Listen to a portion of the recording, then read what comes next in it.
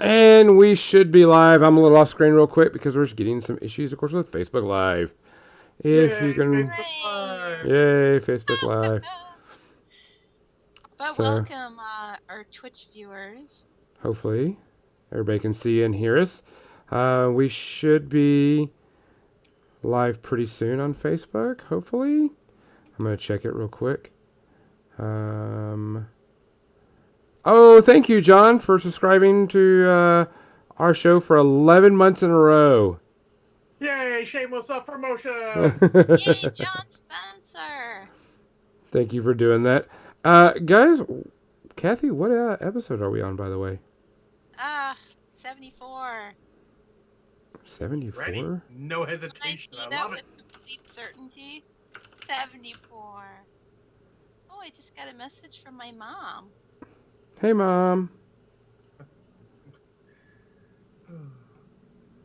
Haha, it's actually my dad on my mom's account. Good for you. Can't wait to have a cup, he says, because I told him I finally got a new coffee maker. Oh, When yeah, they come, Biggie got a French press because he wants to do just a little bit of coffee. my dad's like, your coffee maker is the slowest coffee maker on the planet. It takes like 40 minutes to brew coffee. That is so wrong. And I agree with him. And when I went over to their house, when we visited them for Christmas, I would make coffee in the morning and it was done in like no time at all. I'm like, holy smokes, he's not kidding. And so now I have a Mr. Coffee maker. I mean, I'll be honest. My coffee maker doesn't take that long. I mean, it takes about 15 minutes to make a cup of coffee because I got to drive down to Dunkin' Donuts and pay for it and then bring it back. So mine takes about that same amount of time, and I don't even have to leave the house. Yeah, well, I don't drink coffee. Oh. Yeah, fuck you. I guess I settled that one, huh? Yeah, you need to go in the morning. It looks like we are still having some fun times with Facebook, huh? Facebook being mean? Facebook is having a little bit of a problem. Oh, well. Stop being gay, Facebook. Come on, Facebook work. So we're trying to get Facebook up and running because it's going to be just a little bit. Other than that, guys, we should be live on Twitch. We absolutely are live on Twitch. Okay, good. Absolutely, yes. Vanian says it takes me 6 to grind and brew a cup. I would love to get French press too, and I know they're actually pretty cheap. And that's just on my list of things to do. But for now, I just have this Mr. Coffee that was given to me by somebody who could no longer fit it into their vehicle after Adepticon because they and their friends got these giant swag bags full of shit. What? That's so impressive if you can't fit it in your vehicle after that. That's Yeah, they're like, I need to leave this coffee maker here, but if you want it, here you go. The carafe is cracked, they said, but it doesn't leak, they said. But it actually did leak a little, and I ordered a new carafe on Amazon. But $14 for a carafe is still less money than a whole coffee maker. yeah, fair enough. So, yeah, Fair enough. and it works great. That's all that matters, right? Cannot complain. Cannot complain indeed. This is annoying. No, it's not actually new technically. It's, New to you. new to me. But it's only a couple years old, and the one I had was like 15 years old. So, Fair enough.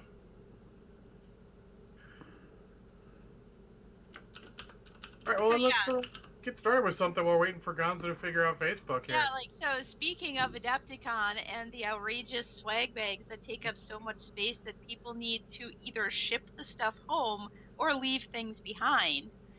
That's why people are selling so many. Like, I gotta fly. This won't fit.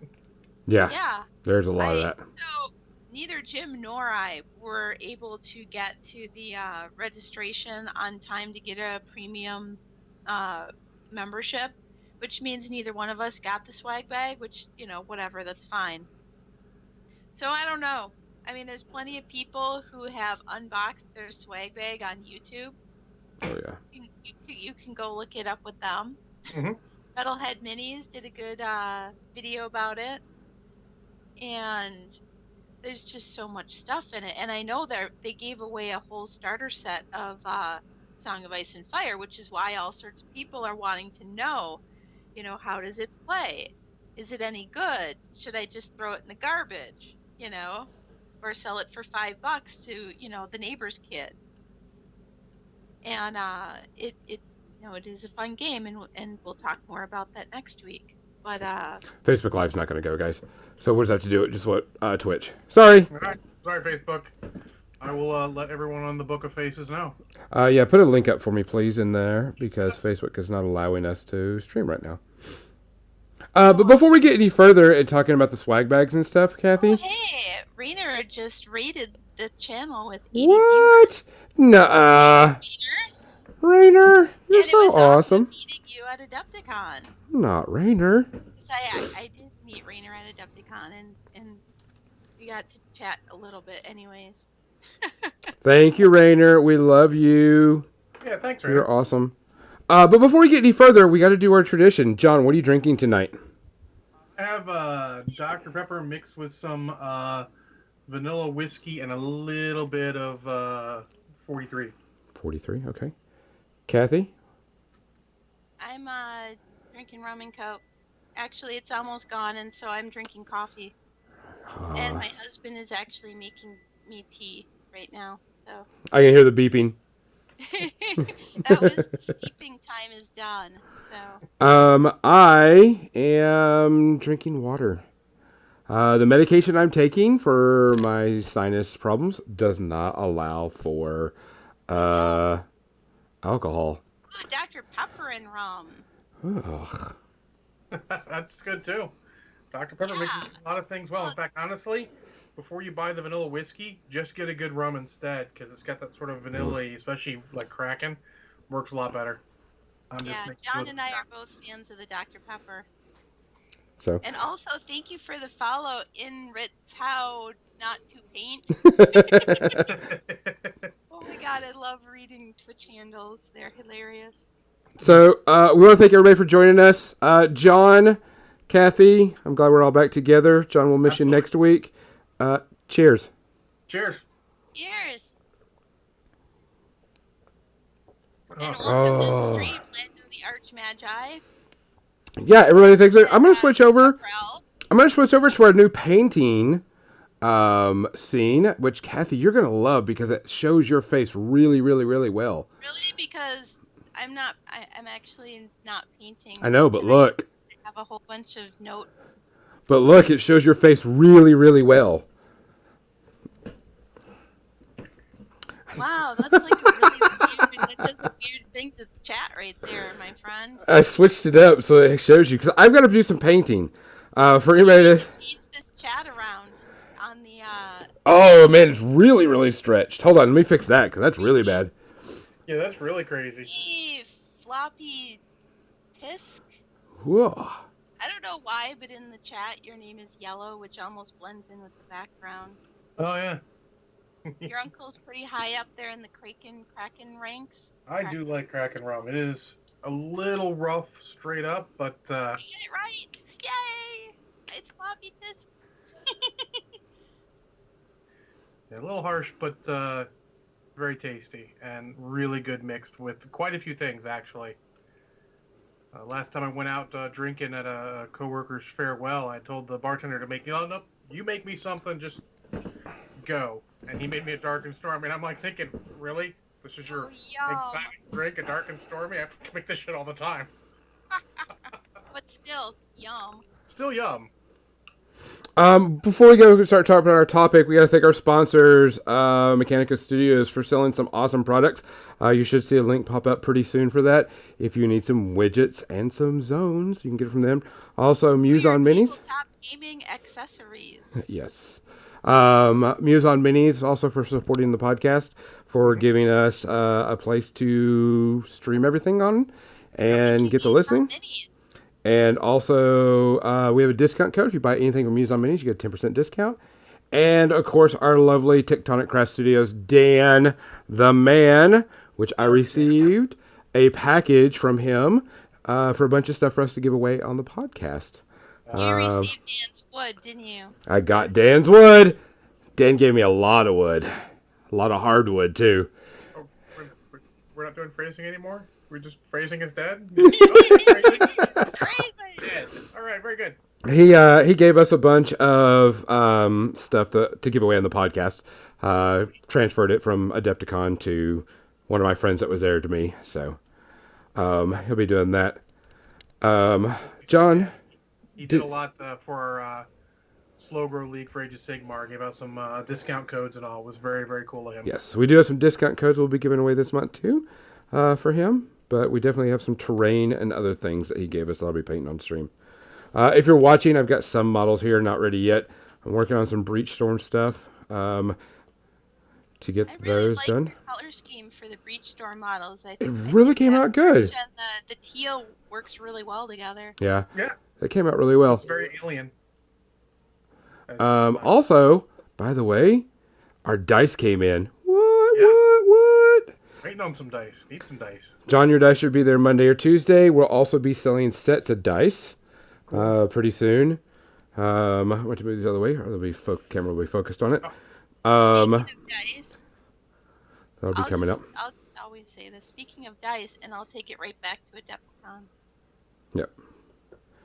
I was at Foam Brain Games, and they had some freaking amazing dice. They were like, I don't even know how to describe it, some kind of resin stuff, and then they had metal, like around the outsides, like on the borders of the dice. Really? That is I interesting. didn't get any because I didn't have money in my pocket while I was in the dealer's room at that time. But I have their card, and I know that they're at Gen Con. So, they're really pretty dice. Really, all different colors and stuff, and very sharp. Sweet. I'm not gonna lie, I'm a bit of a dice whore. Yeah. Oh yeah. I'm regretting that I didn't have any money with me because there were some pink dice, and I used to not be a person who is into pink, but that changed over the last 10 or 15 years. I don't know why. Actually, I have a bunch of 12-sided dice that are 1 to 6, 1 to 6. The guy called them double 6 dice because his whole premise was squares are not meant to roll, and damn it, that's a premise I can get behind. So he made that, and he had the most transparent Kickstarter ever. You could see every cent he sent everywhere. He had the best communication, and he's doing wave 2 of those. So if you're interested in that kind of stuff, if you are interested in weird and useful dice, check out Kickstarter. Oh, thanks for the follow. Yes. Jinx. So Adepticon, this is mostly your show, Kathy, because you were there, we were here. Oh, we have to actually give a good shout out before we even do that to Congo the Jorgaman providing some good pictures for us. Is he the Roving reporter at large. Is that how you say it? Jormungandr? Is that how you say it, Congo? Are you here, Congo? Congo's not here. Congo's not here. He's been busy. Congo provided us quite a few pictures, and with that, he also got us a good contact where we're having Conquest, Parabellum War Games Limited coming in on the show. Yeah, that's fantastic. On the 28th. Oh, yep. That's also thanks Geek Nakos.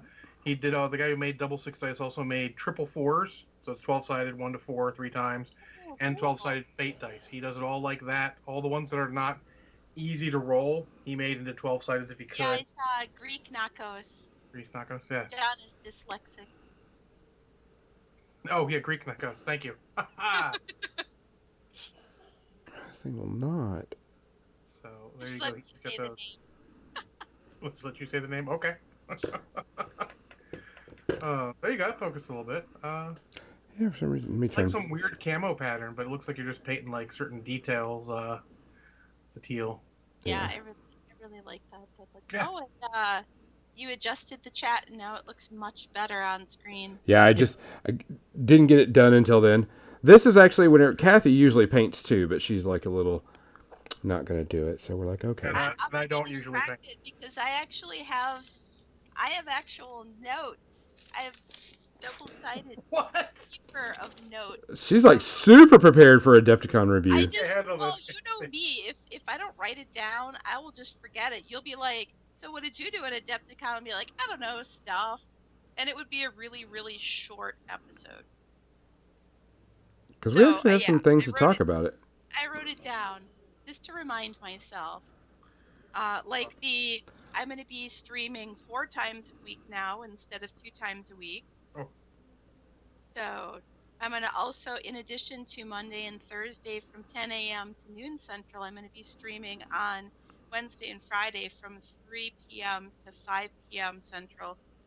Because I just want to get more painting done, and I figure, why not stream it while I do it? Oh, yeah. So there's that. But then now Adepticon. So we got there on Tuesday, which is the day after my voice returned. I had lost it completely for like the whole week before that, and I was like, great before Adepticon. And but I babied my voice. I gargled with salt water. I cool. drank rum. I drank ice water. I, you know, I did all the things to soothe the throat, and it worked. My voice was back like the day before, and so we got there on Tuesday because we helped set up. We volunteer there, and helping set up tables and helping haul things and convention shirts and stuff, swag bags, and do the kind of things that are the behind the scene things that need to get done. They don't magically happen by fairies. What? Right. So we get there on Tuesday and give a helping hand, and then Wednesday morning is when we got the hobby lounge set up, better known as Fort Wapple, and so tables were actually delivered on Tuesday night, so everyone's shocked. Usually Really? we have to bug people to get our tables on Wednesday, but they actually dropped them off on Tuesday night. So we got started right away. Well, I didn't get started right away. I went to breakfast with some friends, and we got back, and it was like halfway done already. That's always nice. Yeah. So we helped out with getting the rest of the stuff set up, and the hobby seminar instructors were starting to show up and wanting to know, you know, where their rooms were and what kind of equipment they would, try and make sure they had the right equipment and everything. And that's what the hobby seminar volunteers are all about, is helping make sure that all the instructors have all the things they need. They need water stations, they need cups, they need pallets, they need airbrushes. There were rooms that were in a different part of the hotel for the airbrush classes. All the airbrushes were provided by Badger Airbrush, Nice. which was really nice. And they had their people come in and clean the airbrushes between classes to make sure everything was running smoothly. That's nice. Yeah, that's really awesome. And so let me look. Oh, yeah. So all the hobby stuff, Damon Drescher and Kat Jackson run the hobby seminar area. And this was Kat's first year on the team, and she and Damon were amazingly organized and worked really well together. And we put together a really good team for this year, and in year moving forward, really, really looking forward to all working together. And so Wednesday we ran errands. Me and a couple other people ran errands for the hobby seminar stuff, picking up like paper towels and snacks for all the volunteers and the instructors. Kind of a little bit of a hobby lounge green room, if you will, just to make sure that people who don't have time to go out and get food between classes have something to keep them going. And we got hair dryers because, right, you need hair dryers, Absolutely. right? And those will last for a long time, I hope. They should. And like Thursday morning, actually, my friend Kathy showed up out of the blue. She's an old friend of mine. We used to room together in St. Paul in the 90s, in the early 90s. And I was so surprised, but her husband was there all weekend playing Battletech. And so she came and found me at Fort Wapple, and we went up to the couches upstairs and just sat and talked for a few hours and caught up. And like I see her maybe twice a year. And so that was an unexpected surprise. And then I get a message from Jim and he's like, I have no voice. Mm. So yeah, so I spread my Nurgle love to him apparently. But it was the day that he needed to teach his Geek Nation Tours painting class. Oh, So that's rough. so we're like, you know what you need? You need Jägermeister. Because while I hate Jägermeister, I cannot stand anisey, licoricey stuff. It really does work to soothe the throat. It, it's totally a medicine. I actually like Jägermeister as long as it's ice cold, but I actually don't generally like licorice. It's odd because I'm odd.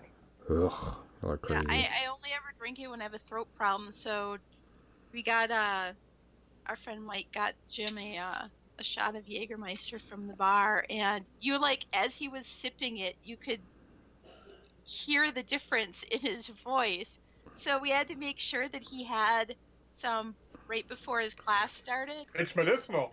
It's medicinal. I would try that at work. But it's medicinal. No, but I mean it got him through. It really did. It works. So, and he did his class, and for the rest of the weekend he just wrecked his voice because he can't shut up. No. Yeah. So he always is, well, people are talking to him, he's going to talk back. He likes to explain his painting process and just talk to people and find out what's going on with them and everything, and he cannot not talk. So the whole of Thursday was a whole bunch of us telling Jim, shh, you have to rest your voice for your class. Which he So listens to like none of it probably. yeah. So and then after Jim was at his class and everything, I went over to the dealer's room because the Warhammer Champions had a booth there, and it was Thursday. They were already busy with running demos. They already had people at like every table. And but I came in there and I'm like, hey, Play Fusion guys, and they all looked at me like, who the fuck is this? Who is this crazy person? I And doubt I'm they said like, that because they've had a million crazy people like, they who is they this person at this point? they didn't actually say that, but I could tell based off of their like deer caught in the headlights looking at me like, wait, should I know who this is? Yeah, that's. And no, I go, it's Kathy. They're like, oh. I'm like, yeah, maybe I should have led with that.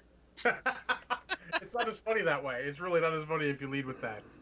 If everyone Yeah, invests people yeah. at a show, be like, "Oh man, how's it It really going?" was. I'm like, I'm going up to somebody and hugging them. Actually, he kind of knew who I was, and they're like, "Hey, Sean," and the guy's like, I'm like, that's when I'm like, I'm Kathy. I'm Kathy. I'm like, not some. Well, I am some crazy person, but Oh yeah. you know me. I'm a crazy You're person, aware. as opposed to a You're aware stranger. of my existence online because we're all in the Champions Discord, Mm-hmm. and we all talk about the game all the time. So, but it was really fun to meet some of these people. These guys were just kind of volunteers. They're the heralders that go to uh, shows in the U.S. and help do demos and run the tournaments and do the judging at the tournaments and stuff. And of which I am one. So I'm going to be. I made a contact with the person who organizes all the heralders at the different shows. So I might be doing that at Origins and at Gen Con and at possibly PAX Unplugged. Oh wow. Nice. Maybe, but I need to email her and find out for sure. I just want to tell her I'm available and I'm officially a heralder, so I can do that. Absolutely. Um, I almost gave you a text to try and get you to pick me up something at the dealer's room, but I thought better of it. you could have. What did you want? They had an exclusive GW model. Oh, that guy. I actually had 2 of those in my hand at one point while I was in line. Because my friend was getting them for somebody. Yeah, I was like, I like that model, but I don't need it right now, so let's just not. Oh, man, if only. Oh, well. Next time, just let me know and I'll see if I can do it. I won't be like, it's 100% gonna happen, but I'll at least, Well, see next if time, isn't the plan for me to be there? well, Yep. I mean, like, if it's at a different show or something, Yeah, absolutely. we're practically like friends, you and I. Yeah, absolutely. It's more of I thought about it like I don't really need the model that much right now. I'm not really working on that stuff. Let's not buy a ton of models I'm not going to use. Yeah, no, that's strange to me too. Don't. So Thursday, I'm talking to the Warhammer Champions people, and they're like, "So you're gonna play in our first strike event, right?" And I'm like, "Yeah." And they're like, "Which day are you playing? Like Friday or Saturday?" I'm like, "Man, I don't know." They're like, "You haven't registered yet?" Like, "No, I should probably go do that." So yeah. So my Friday morning was going down to the registration and registering for the first strike event that they were running on Friday. And then I had to, because I forgot to ask while I was there, what room it's in. So I'm wandering back to the dealer's area and I'm like, I wonder where this is. I should probably find out because it starts in like an hour. And, so I figured it out. Somebody else had the app because Adepticon has an app that you use for, you know, there's maps of the hotel on it, Oh yeah, and you that's a can. big thing now. Oh It's yeah. huge. It was so helpful. I did download it myself eventually, but it it really is helpful. Hmm. And I know a lot of people were using the app to find their way around the hotel and, you know, see what rooms their different events were in and stuff. It was really slick. The Yeah. one thing I like about that app, last year when the Dark Age box set didn't come in, the app sent us a message. Hey, your stuff remaining in your VIG bag is here. Come and get Wow, it. that's really cool. And I thought So that was really neat. was that attendee hub last year? Or Uh, I'm that not was a different sure which one it mapping? was. I think it was That was different. guidebook. Yes. That was guidebook last year, and they switched to one called attendee hub Yeah. Well, for this year, and I think they'll use that in years going forward. I think it has more options and stuff. there's a bunch out there, and I know each one keeps innovating, trying to get ahead of the next one. Yeah. Yeah. Some of my work related, some of my clients use that for their shows. Okay. Yeah. So that was very helpful. So I made it to my first strike event, which is a sealed box draft kind of tournament, and it was all savagery cards. Which for people who do play Warhammer Champions, savagery is the set that only just released on Friday, and so we had like a whole week of knowing, you know, what was in it, of having the cards in our sweaty little hands. Were you able to purchase those cards, or was it just for that tournament So that you got them? the first strike event was $10, and you got six booster packs of savagery cards That's not to bad. That's go through, awesome. and they gave you an extra pack just for participating after, and a play mat. Ooh, Holy crap! And yeah, that's pretty and sweet. so I'm like, well, also it was incredibly fun. It was the first time I had a chance to play champions face to face with people, like on a real table with real cards instead of just on the app. Yep. That's and it was madness. so It's like so interaction much and fun. shit. It was so much fun. I loved it. I wish that I could do that all the time. It was just so cool to be able to, say like to my opponent, because the app isn't automatically doing all the stuff, to be like, you're your card triggered this quest. You should rotate your champion, and then they would do that for me if I forgot, because we all were in the same situation where there's so few people playing physical game right now, that everybody's just, kind of forgets some of the little stuff that the app does for you. So we're all just like reminding each other, hey, you need to rotate your cards or whatever. And people were really friendly. And then after games, we could discuss what cards we had, and what strategies and stuff. And you don't get that obviously with an app. No, no, it's in person is so much fun with that stuff. It was just such a much better, like, I like the app. It's fun, but this is just extra Yeah. fun, much better. And but all the cards. So normally you only get to play your one alliance, like you only play destruction or you only play chaos. But in this, you're just like mixing all the cards together, which was Like so what? silly. It was bizarre and it was silly. So the whole thing is just like this silly thing where everybody's just getting these new cards that mostly they haven't seen unless they've been keeping track of the spoilers. But to just have them in your hand and get to play with them and figure out what they do and everything, uh, it was uh, it was a lot of fun, and it was so much fun. I went and registered for the Saturday. When Oh, when that was done, I went back to registration. I'm like, I'm gonna do this again tomorrow. that's awesome. Yeah, I mean, I do Hey, J. Crod. I do love that a lot of the newer games that are coming out, they're having really good thoughts of how to do like a sealed event with just a certain set, and they're actually putting that into the sets to try and make an extra format to play in. Because honestly, limited card formats are fun. Yeah, I thought it might be fun because it's not just, somebody who's a master of deck tech putting their big fancy meta crushing deck together, You get and just your crushing improv skills everyone. going now. Yeah.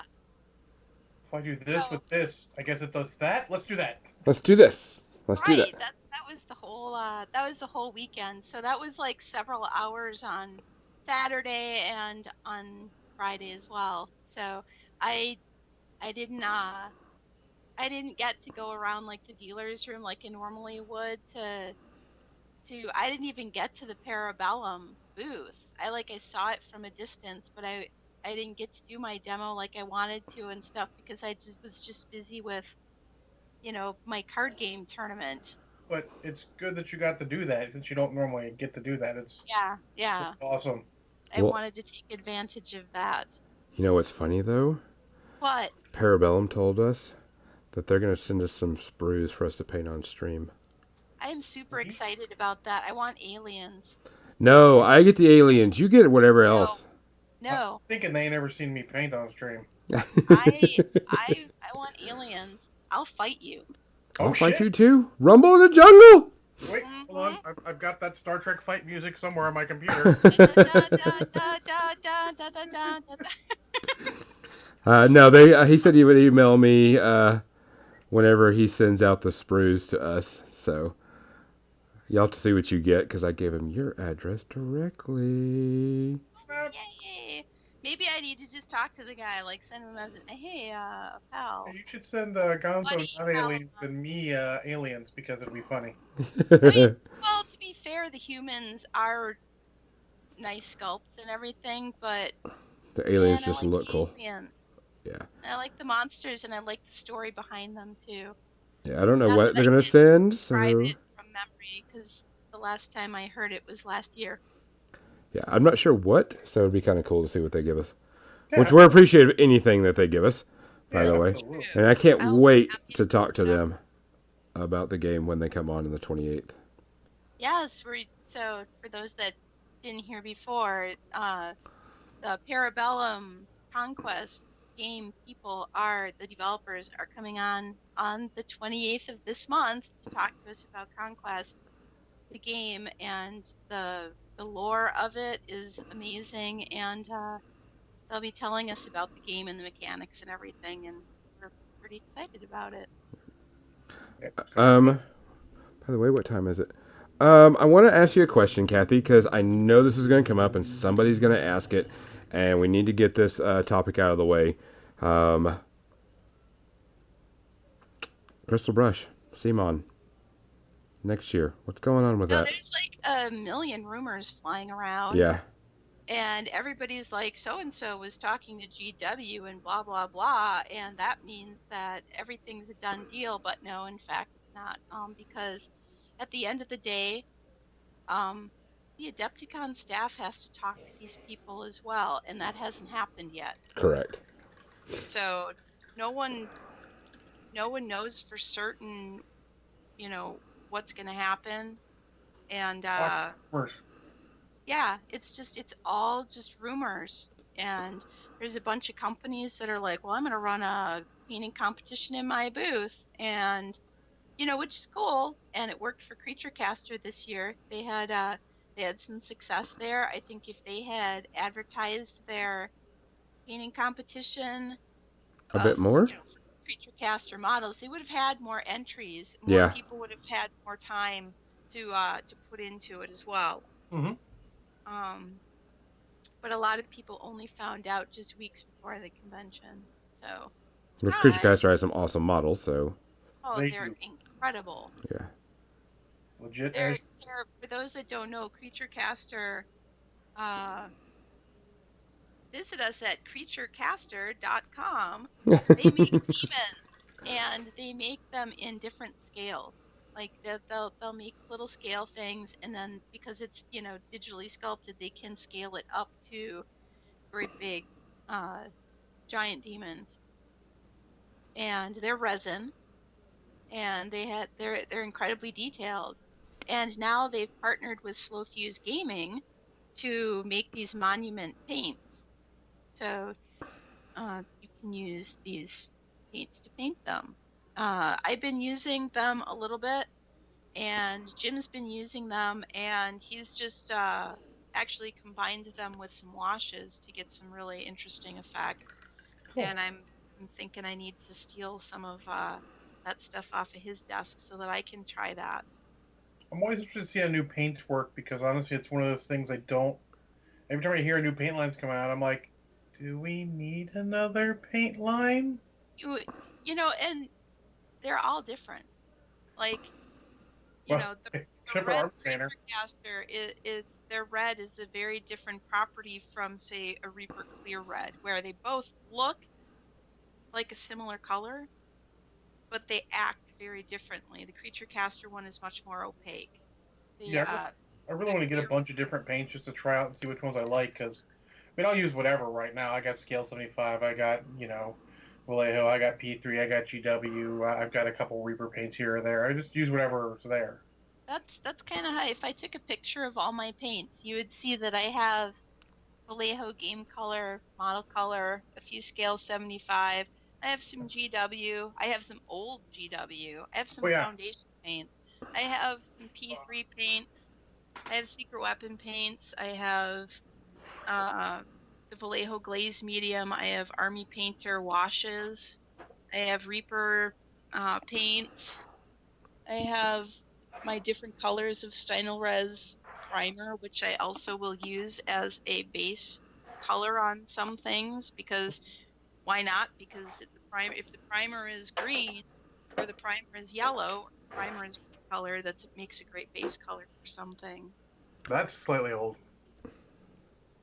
Yeah, see, I've got an old. Oh yeah, I have a few of those too. See, I've got that GW rack that my store let me buy from them, and that's full of paint. Is it the spinny rack? No, it's the layered rack. I have the carousel, the spinny rack. It's still good.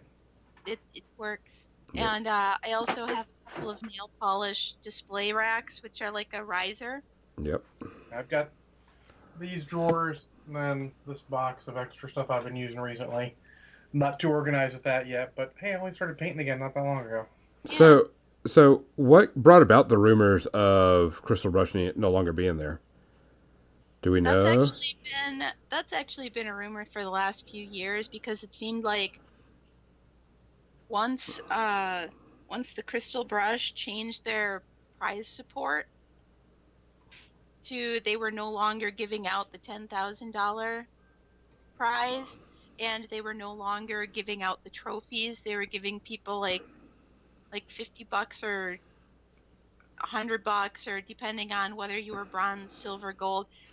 Honestly, I don't know because neither Jim nor I had participated in the Crystal Brush for the last maybe 5 years. And then this year, they had a Song of Ice and Fire category because Song of Ice and Fire is a Cool Mini or Not game, Hmm. and Cool Mini or Not are the ones that put on the Crystal Brush. And so Jim's like, well, I've got some painted Song of Ice and Fire models. I might as well throw some in. And so he won a gold for his unit of, I don't know, Giants. guys, Lannisters, or no, they were giants. Yeah, he Okay, won it yeah, for the Giants. I don't know. But he, Dudes. His unit of yeah, dudes. it's a unit of guys that he painted, and so that was very cool. And I didn't even, I'd forgotten about the awards completely until somebody was like, "Have you seen Jim?" And I'm like, "No." Were you at the Crystal Brush Awards? And I'm like, "No."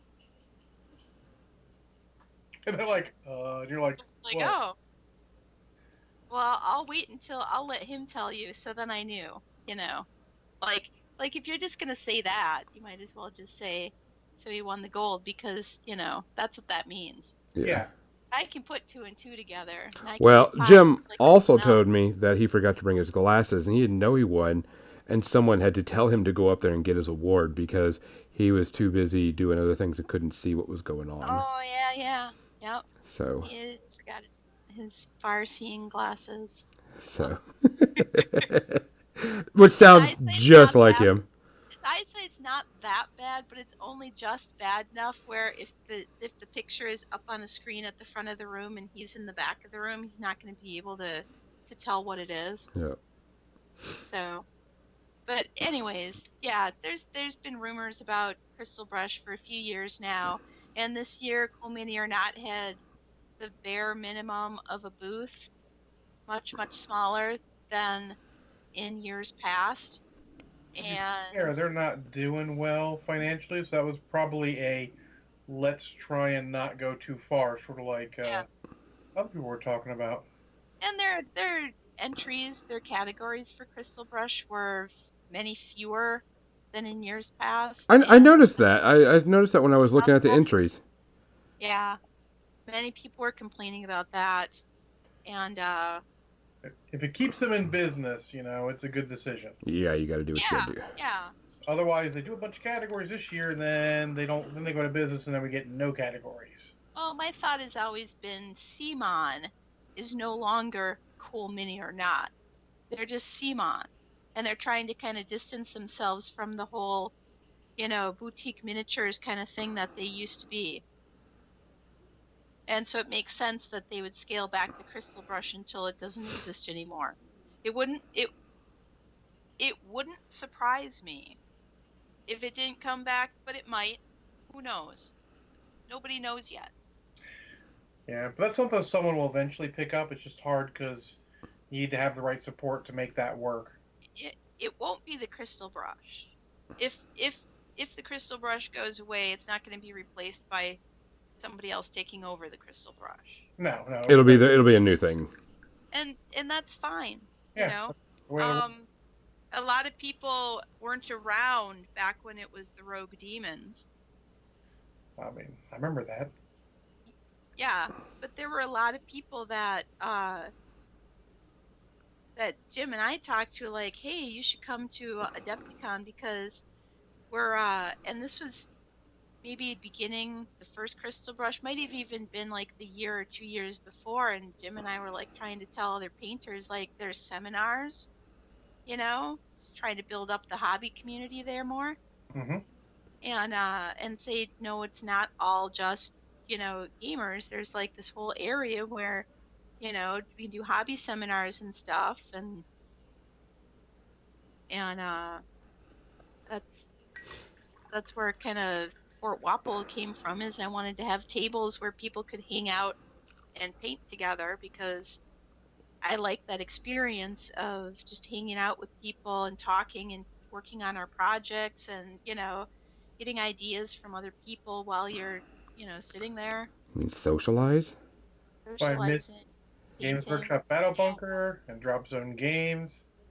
There was this big conference table they had at the Games Workshop Battle Bunker. We'd all sit around and paint and hobby together. It was great. And then we did something similar at the Drop Zone afterwards. Miss that a bit. The new store is there's a little bit of painting area, but not quite the same extent. You can only have about 7 people maybe at most. Yeah, that's something I miss at now too. Well, I miss the bunker because A, it was closer to my house. Yeah. B, they had the paint bar. But at Grognard, that's still like an hour from us. So it's not really that convenient to go there. We tried it like for a month, but it was like it's an entire day at that point. And I'm not prepared to spend an entire day at the game store. And at, at, and I did get to paint with other people. There were a couple of friends of mine that showed up and we got to paint and it was great. It was great to get to talk about their projects and stuff that we were working on, and it's just too far, Well, sadly. so we all need to get better and do more streams with painting. That's how you do Yeah, it, like the hobby hangout and all that kind of stuff, where you get everyone together, just start hobbying together. yeah. That's why it's more fun, even though I get less painting done when there's people in the chat when I'm streaming. To it, it's more fun to get Mm-hmm. the feedback and to talk to other people about their projects. Um, Sit it's back and just way chill. more fun when there's other people and socializing. Mm-hmm. So, anything cool come out of Adepticon? Nothing at all. Nope, Nothing. nothing. Nope. Only that thing that John wanted that I didn't get him because I'm a bitch. Okay, No, you're not he psychic. just No, I want it, so it's okay. he just didn't ask me. That's okay. That's John for you.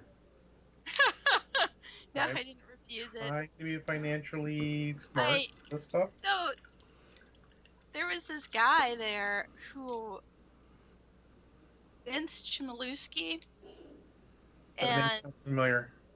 he has a company called Artifact Miniatures, Well, maybe not. and he does 3D printing, and it's his 3D sculpting or his digital sculpting that he's printing, and he's like, so I was over there in awe because he had this Zouave, which is a historical miniature, I'm with you.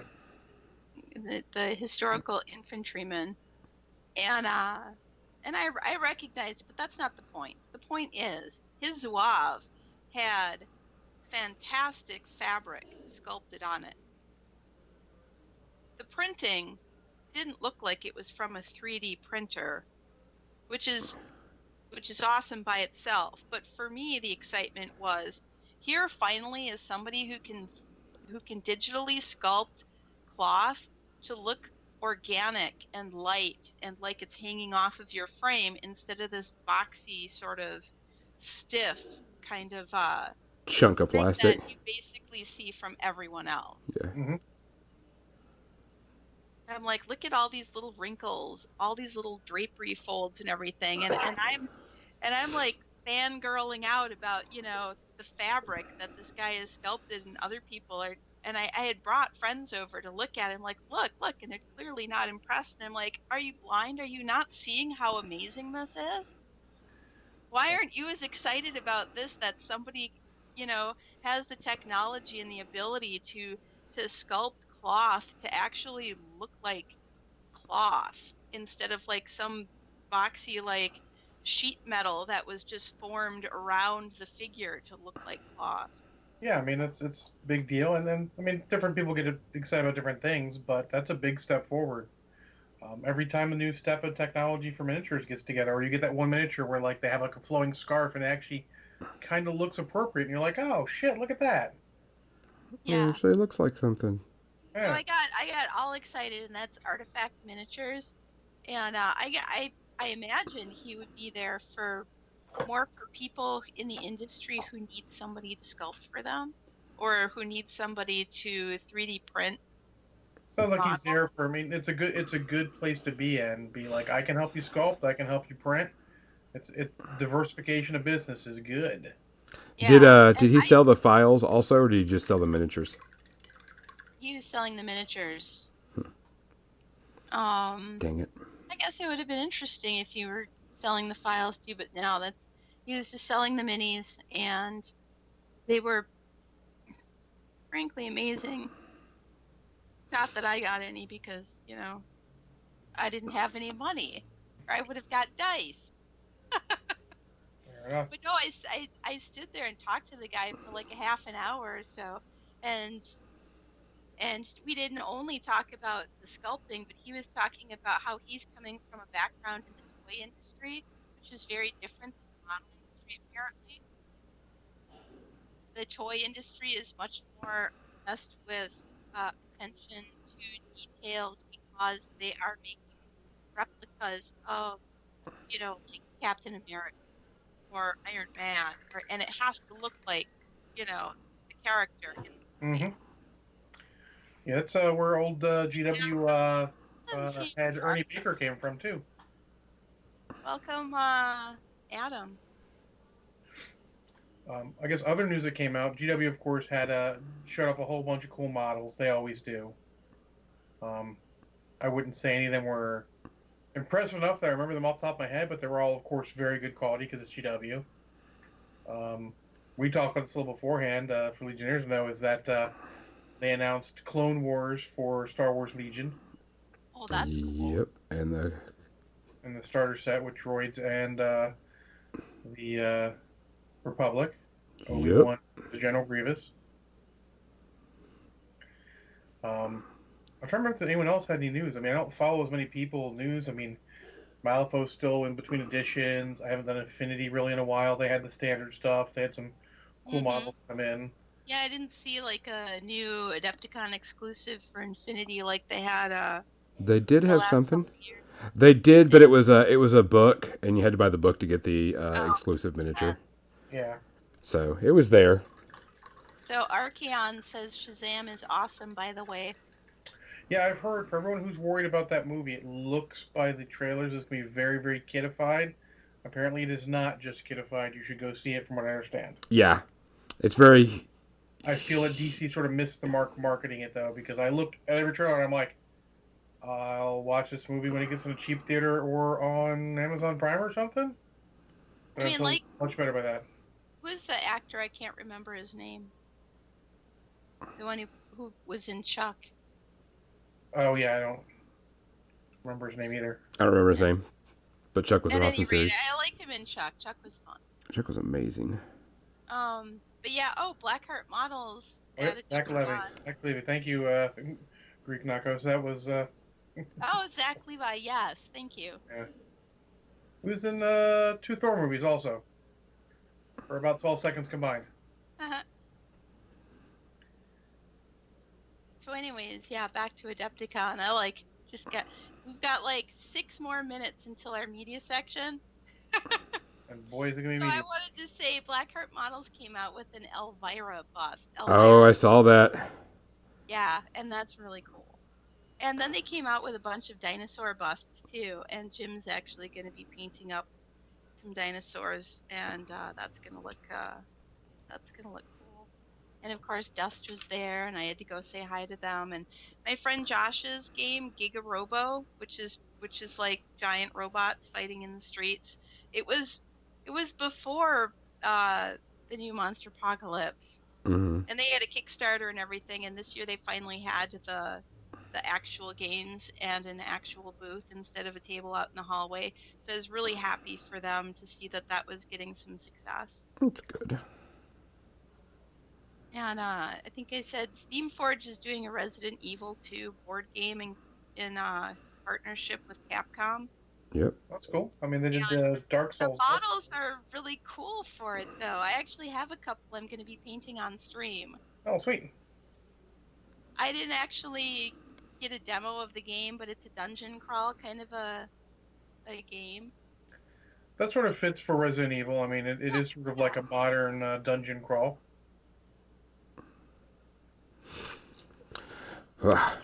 Three of them. So yeah, so they had Armies on Parade, a 40K Armies on Parade, where they like people make these massive, super massive army boards. And whoever made that Tau one, holy crap.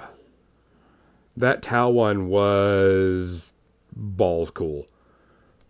There was a lot of money put into that one. There were some amazing. They all were good. Yeah, those guys there are was top notch. The giant orc Stampa one. Yeah. Where the Stampa that was like 4 feet tall. Yes, that was pretty cool too. That was awesome.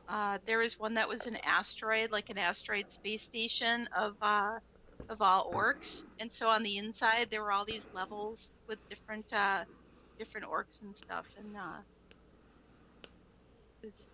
that was actually one of my favorite, even though it was like the best painted. It like had a whole story, going around the entire asteroid on the inside and on the outside and on the back. I mean, you had to walk around the entire thing, and the thing was like at least 3 feet across, maybe 4 feet across. There's really impressive armies, though. They all were pretty impressive. Yeah, there was. I guess that Tau one was huge because it had a lot of flying stuff on it. It was like a huge battle scene. It was pretty detailed. Also Nurgle stuff. I'm trying to remember, or maybe I'm trying to remember which ones. There was more than one Tau, I think. No, there was one that was like huge and had a spaceship flying over the top of it, and it was just a huge fun. one. Yeah. Had some Nurgle stuff going on too. It was huge. I was like, dang. So, other than that, so Adepticon next year is going to be what, 25th to the 28th or something like that. Adepticon sounds about right. Yeah, it's always not always, but next year it is again going to be the last weekend in March. Yep, which is down near with my spring break, so I'll get to go next year. That's going to be awesome. So that'll be good. Maybe we can get John. We can actually do a live stream all together at once. That's next year. Crazy talk. Well, I figure maybe I'll do that at Warfare Weekend. What do you think? I think we should do it for both. Okay. Yeah, we should try. Let's see what we can do. Get that doing. Or at least record it, and then later upload it when we get to some place where there's internet, because sometimes the internet access at the venue is sketchy. Well, we could do it as a Facebook Live thing. Just hold it up. I can do a selfie do a selfie stick, and we can do it. Hey, how's it going? That type of thing. No, what I'm saying is the internet is so sketchy that if it's Facebook Live, it might keep cutting out. I think I got us covered. I think I know someone that works the event. You might. I might. So we need to head over to our media section. Media section. Party time. Oop. And I can go ahead and look straight at the camera today. Oh, man. I am totally dehydrated with all this medicine. I apologize. Set the chat to a different font size. Oh, yeah. It should make it look a little bit easier. Banian's note that someone on Facebook said they found an infinite combo in Transformers, which seems not correct. So, Kathy, how many do you have today? I just have one. Just one? I have 1, 2, 3, That's four, 7. five, six, 7 movies, and 3 TV shows. You want me to do the TV shows real quick since they're just there? Just there. Just there.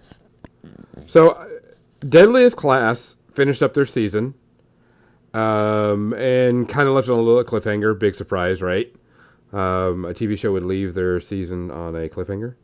What? Yeah. Madness. And it was good. I can't wait for next season. Hopefully, they'll be coming back. We haven't seen if it's going to get renewed or not. And then I watched, of course, more Star Trek Discovery. Still a great TV show. Ooh, my dog's loud. And it was good. I missed 2 episodes, so I caught up on those. Still good, no problem there. And then Happy came back. If you watched Happy last season, you need to watch it this season. And if you don't know what Happy is, Google it. It's on Sci-Fi Channel or FX or Sci-Fi. Yeah, I have no idea. I've never heard of it. I've seen some clips. It's a thing. It is. So far behind on stuff I don't even. It's pretty raw and raunchy and hilarious, but it's still good. Like I says, no review until the season is over, but it just started up. So Deadliest Class, good season. It getting kind of CW at the end of it, of romance and everything, so I'm kind of hoping they don't, get too crazy. CW and actual drama, so. Yeah. It was getting there. That was the problem. It was like, this guy's going to sleep with this girl and this girl, and then they're going to, oh, please don't, no, just go to the assassin stuff. And they barely touched it, and then then they got back on it. So it's just trying to get there, and it kind of goes away. So overall, still a good season. I'll wait for season 2. Hopefully, I'll get another renew, and it'll go even deeper into the story. So I get the good TV shows. Now it'll be 7 episodes, 7 movies that I can review for you. Oh well, let's let Kathy get her new German show out of the way. Well, it's funny. Mostly, we just kind of fell asleep on the couch watching Midsummer Murders, which is why I was like, yeah, we didn't really watch much because I've talked about that show in the past, and it's just a British murder mystery show. But the one that we just discovered was Friday night. Jim didn't have a stream to do. He didn't have a hangout with the Styrene Syndicate to do, and so we just kind of were watching TV. And he knew that I like this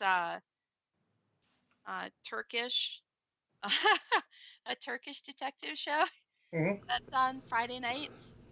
And so it's Turkish, and I don't even remember what it's called, like Homicide Istanbul, I think. Anyways, but it's dubbed over in German with English subtitles. Okay. So their lips are speaking Turkish, the sound is German, and the subtitles are English. That's hilarious. Yeah. And it's really cool, and I like these international shows because it's like it's a window into other cultures. And so the show that was on before it, though, was 2 episodes of this half-hour German sitcom called Turkish for Beginners. And I'm like, well, I don't know what this is about. I've never seen this before. And it just happened to be the pilot episode and the second episode.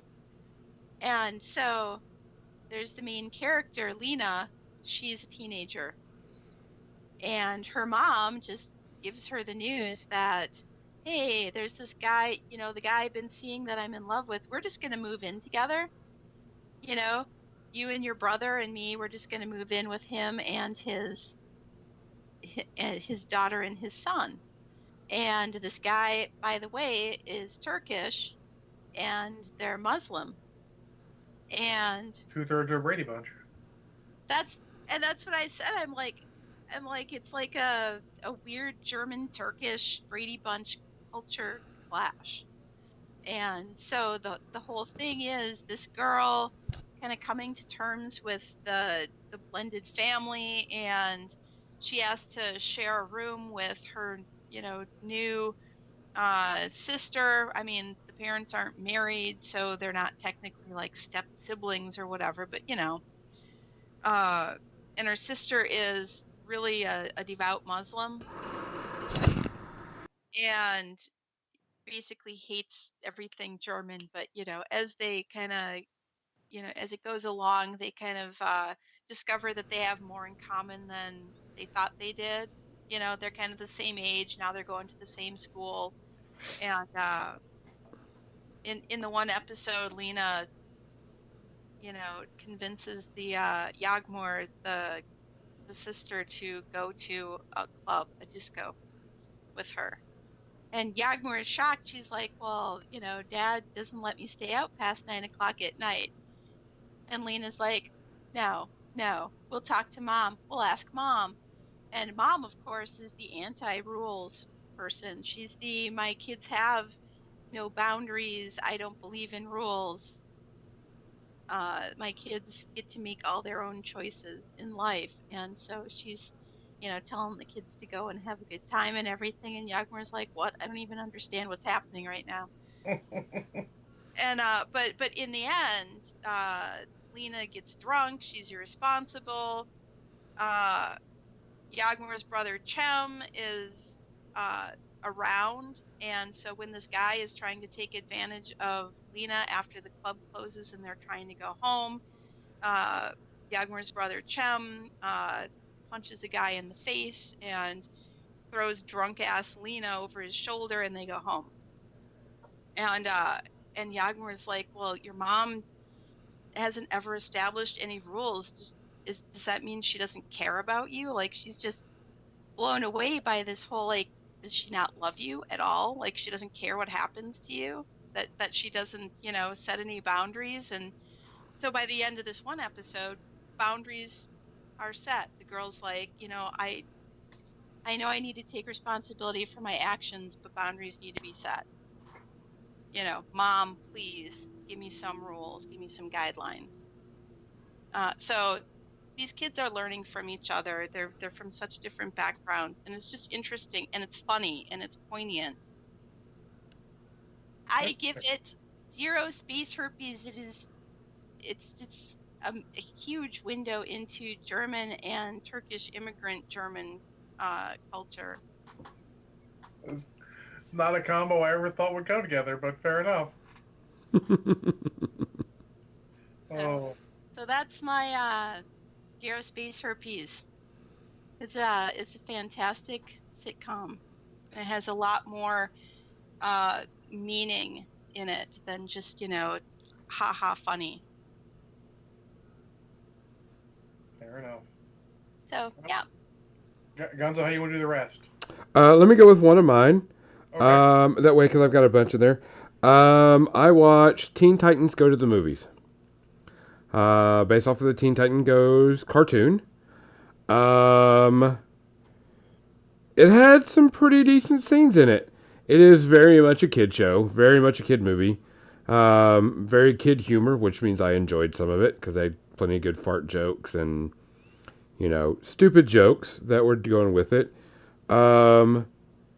It actually wasn't that bad. I was entertained, to say the least.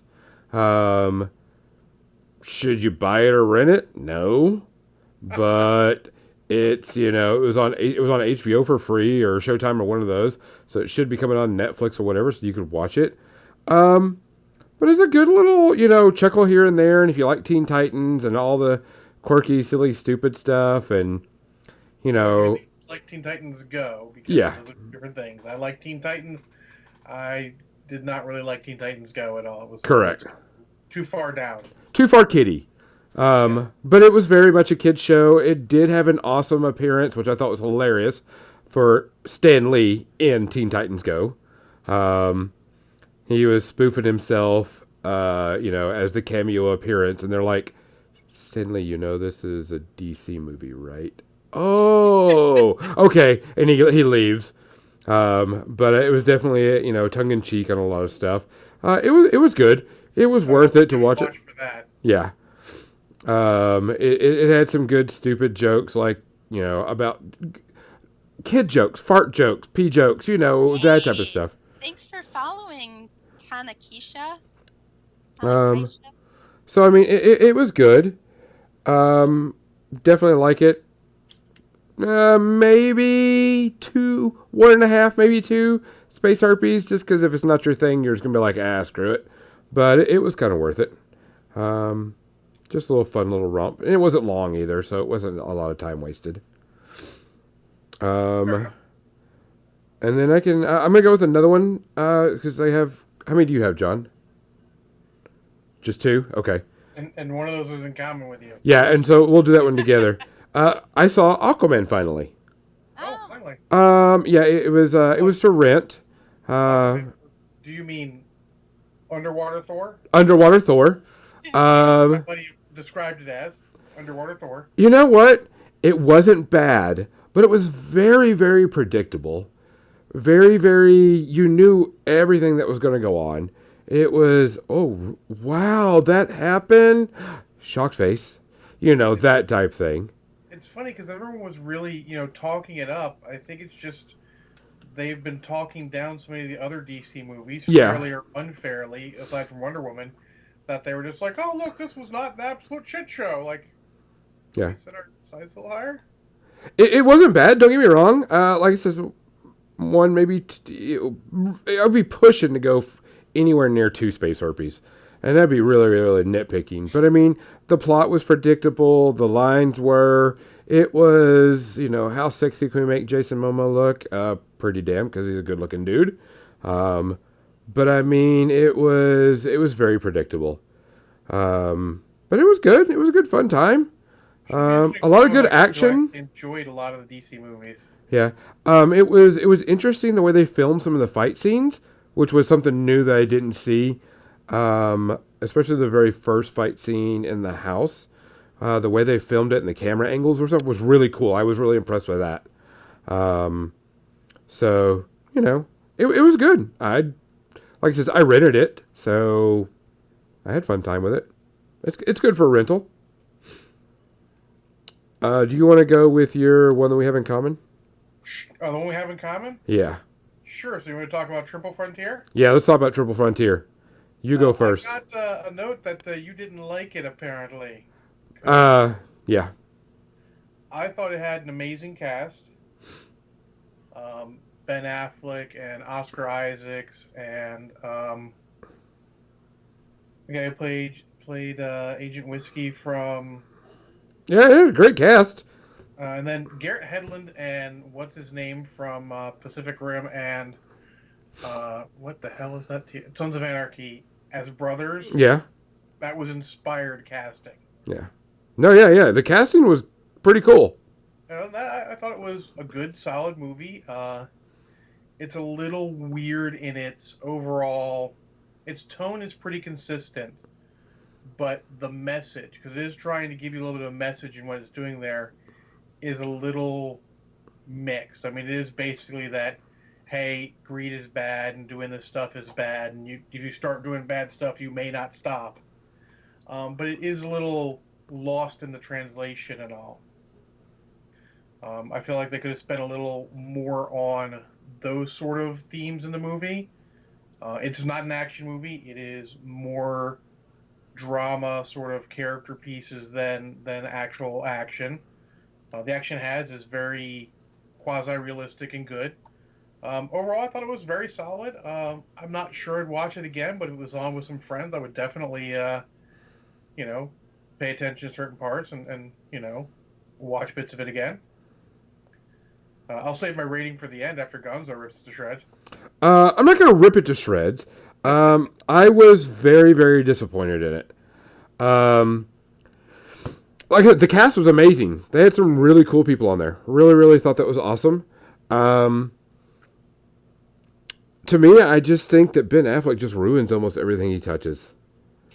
Oh, what? I couldn't stand his character. I couldn't stand the way he acted. I couldn't stand what was going on. I feel like he was probably the weakest actor of that batch in this movie.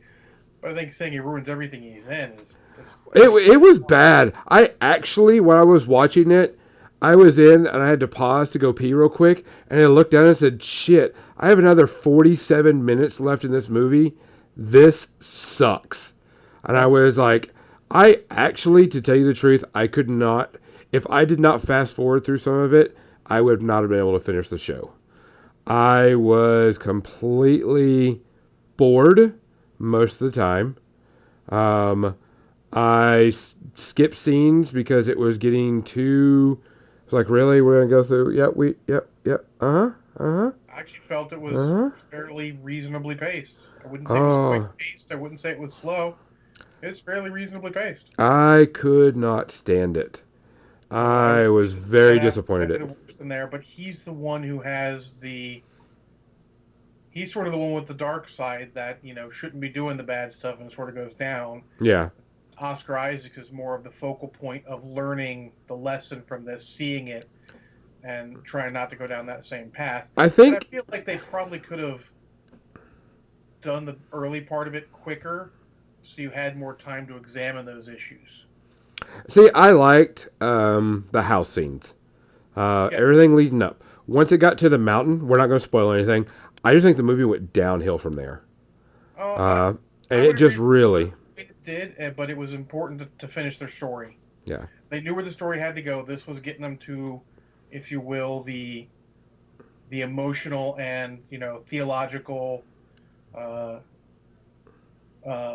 point they wanted to make with what they're doing. Yeah. I mean, I understood where it was coming from and what it was doing, but I just couldn't. I literally was like, this show is so slow, and so that I literally had to fast forward it and go. I'd rather them give another older actor who might have been cheaper than Ben Affleck a chance over Ben Affleck. I feel because a lot of people who could have done that role just as well, if not better. Yeah, I was not impressed at all. I mean, it's not the worst movie I've seen. It's kind of the worst movie I've seen this year. Yeah, but I mean, if I'm going to recommend it, I don't. I'll tell you to skip it and go to something else. About Two Space Herpes. I'm it's 3 good. pushing It's 4. stuff. What's that? I'm 3, maybe pushing 4, just because it was so slow paced that I just had to no, I can't do this type thing. Hold on. Before we need to get a discussion on what slow paced is. What's your thoughts of the first Star Trek movie? Man, it's been forever since I've seen that. I have no clue. I'd have to go rewatch it. Don't. If you get to the slow pace, you're going to commit seppuku before you get through that fucking movie. On the other hand, I'm willing to sit through a movie for, good concepts and idea, and I felt it was worth it. So. Yeah. Well, I think at the beginning it was good. Once they hit the mountain, I think the movie just totally tanked after that. It became a different movie at that point, but it's one of those movies you're like, oh, you could have done this and this. Yeah, you could have, but it is what it is. It's for a Netflix movie. If they keep putting out movies this quality, in my opinion, they're fine. If they keep this level of cast and keep putting out movies like this over, say, Polar, I thought this was superior to Polar, if slower and less actiony, but I felt like it was overall a superior movie. I haven't watched Polar yet. It's still on my list. I gotta watch that one. I'll try to get that one next week. Yeah, you want to go for another one, then I'll hit my other one? Yeah, I'll go for a TV series on Netflix. It just came out. Ultraman came out on Netflix, and it's a TV series. I'm waiting this for nostalgia reasons. I'm a big Ultraman fan. It is done CGI. It is kind of a sequel to the Ultraman universe, so it's not a remake. And it builds off the previous story, as I put it, quotations around it, because all we remember about Ultraman is him beating up giant monsters. Not this. Ultraman? Yeah. And this one, it is now Ultraman is left and gone. The monsters are gone, so on and so forth. But something happens, and we find out the aliens are living on the planet, but the aliens aren't like giant towering creatures. They're, normal size to, bigger type creatures. But not, city stomping creatures. They're not Godzilla sized. They're more No. King Kong sized. No, well, they're maybe one story Like 5 tall. feet tall. No, I'm talking about 1 story tall monsters. All right, so they're half a Kong. Yeah, half a Kong maybe. And it builds off the story that there's now more than one Ultraman, and there's technically like 3 or 4, and they have to deal with the alien race being there and doing inappropriate things to humans, and a special weird Ultraman that's kind of evil. Overall, it was pretty decent. If you like anime, This isn't really Ultraman at all. no. It is technically is really not Ultraman. It's a sequel, and it's about a group of Ultramen. It sounds like it should have probably been called something else entirely. Yeah, it should have. It's there is a whole different name for it, but it wasn't a bad anime. The animation, My expectation level set before Yeah. I actually click on it. That is good. yeah, it's not bad. If you're looking for one Ultraman to beat up giant stompy creatures, you're not going to get that because it's all small, human size monsters, aliens. Story's okay. Animation is a little off, because especially with the mouth, but it could have been dubbed. You know what I'm saying? It wasn't bad. Maybe 2 space herpes if you're pushing it.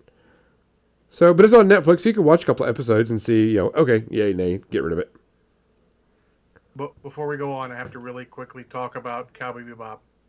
Okay. Oh, yes, we Live do. action Cowboy Bebop with the guy who played Luke Cage from Luke Cage, and what's his name? Guy who played Sulu. I can't remember his name. He's also Harold and Kumar. Yes. Yeah. He is playing Spike, and I am down with that. I think. Yes. And it sounds good. I've seen some stuff. Yeah, John Cho, Yeah. Mustafa Shakir. I don't know who Daniela Pineda is, but I am down in general with this. Yeah, everything. The cast looks good. Yeah, it looks really good. I am interested to see this. How it turns out. Cautiously optimistic. Yes. Cool. My other one is I had watched some.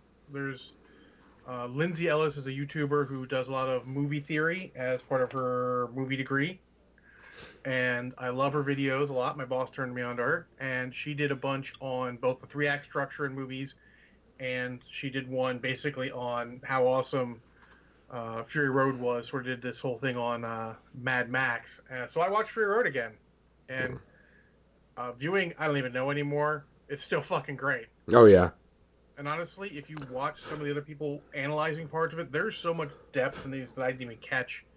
Like, where I'm just like, oh, I understand, that's a little weird. And then you go and dig into it, you're like, holy shit, I get what they're going for now, and they hit it. Yeah. It's just, they really are doing subtext and not text. They're not beating you over the head with little stuff. They're letting you figure it out on your own. And the best part is, even if you're not looking for that, even if you just want a good action ride, it's succeeding on that. Oh, yeah. It just makes the opinion of this movie go up every time. It's great. The combination of computer and practical effects is amazing. People may say otherwise. The acting jobs are great. Even Tom Hardy mumbling, because it's not like he has human interaction. Speaking is not a thing that he's really doing a lot, so he would seem kind of tentative and growly. I just love that fucking movie. It's becoming one of my go-tos. Yeah, it's a good one. If anyone's shocked, this is Zero Space Herpes. On Blu-ray, it is well worth it. It is easily the best of the Mad Max movies. And honestly, I think it's so good that you probably don't actually need to rewatch Road Warrior because it's a better movie. I do like Road Warrior because it is also a seminal movie. It started that whole sort of subgenre off. Yeah. But it does kick Road Warrior back to my third favorite Mad Max movie because I really like Thunderdome too. Yeah. And I don't count the first Mad Max as part of the series because it's not really. Yeah.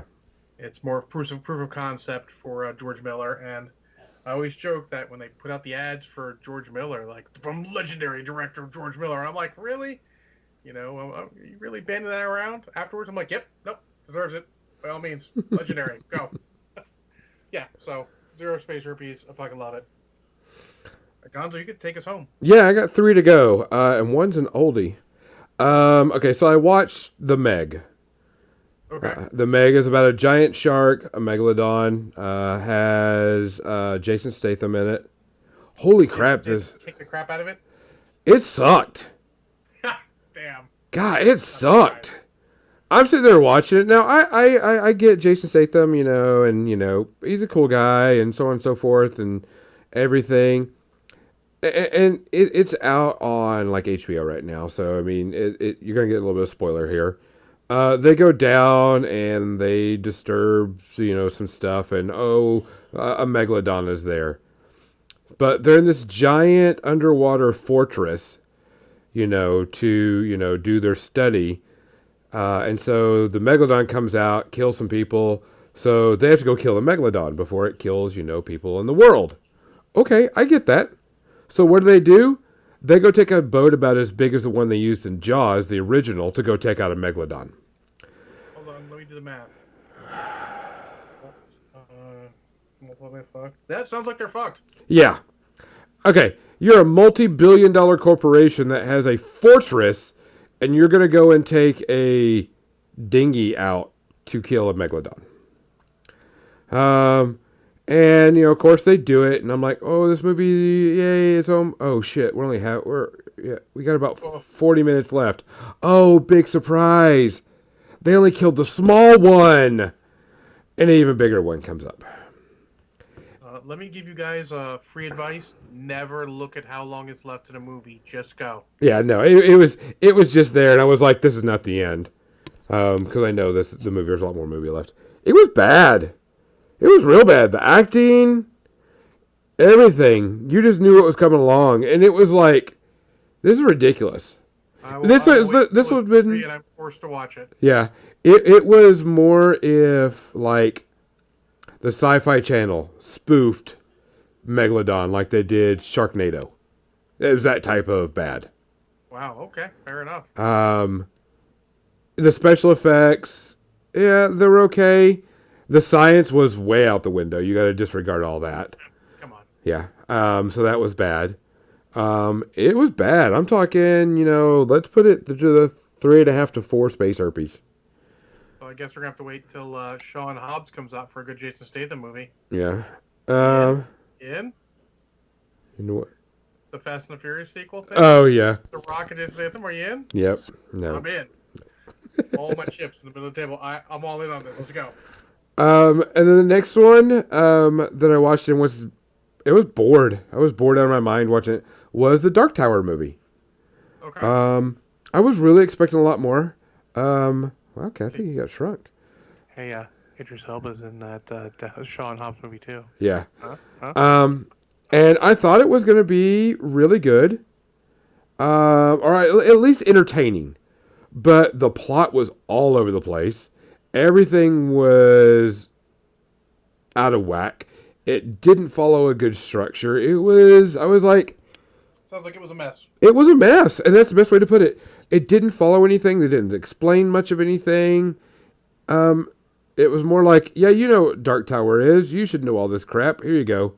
And I'm like, no, I don't know what the Dark Tower is. I know what it's like.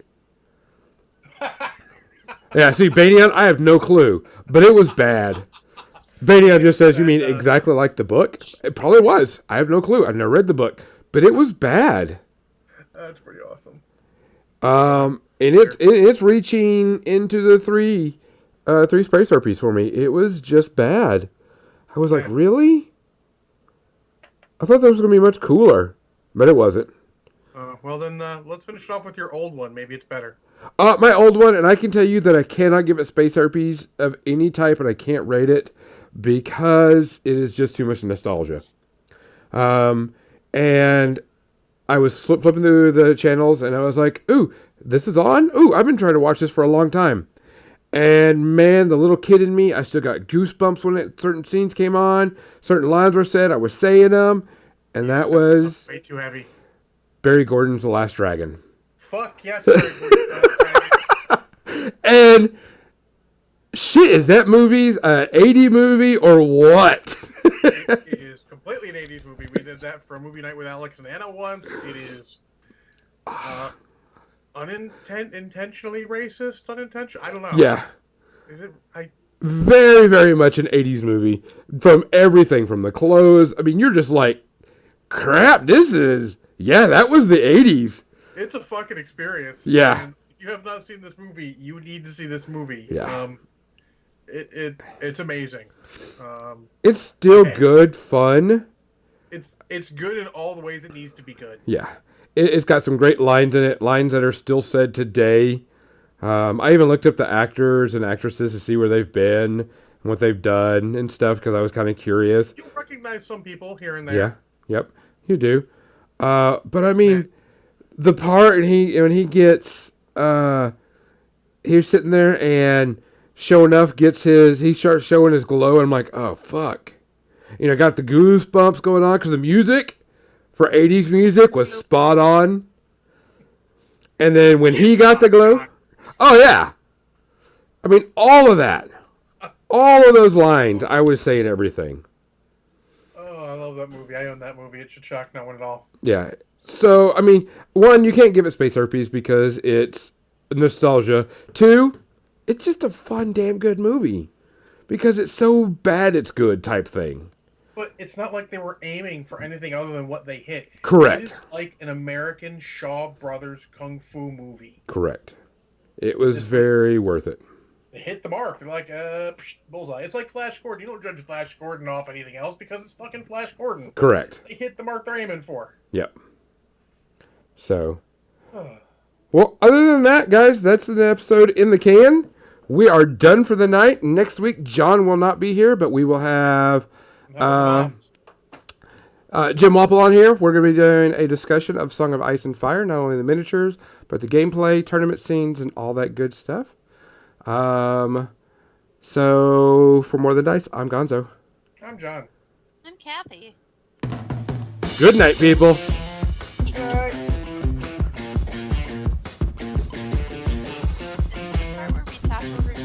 No, we don't ever do that. We are a professional podcast. I mean, technically Did you we are. say that on purpose? Crappy audio. Yeah, my audio is really crappy right now. This is professional.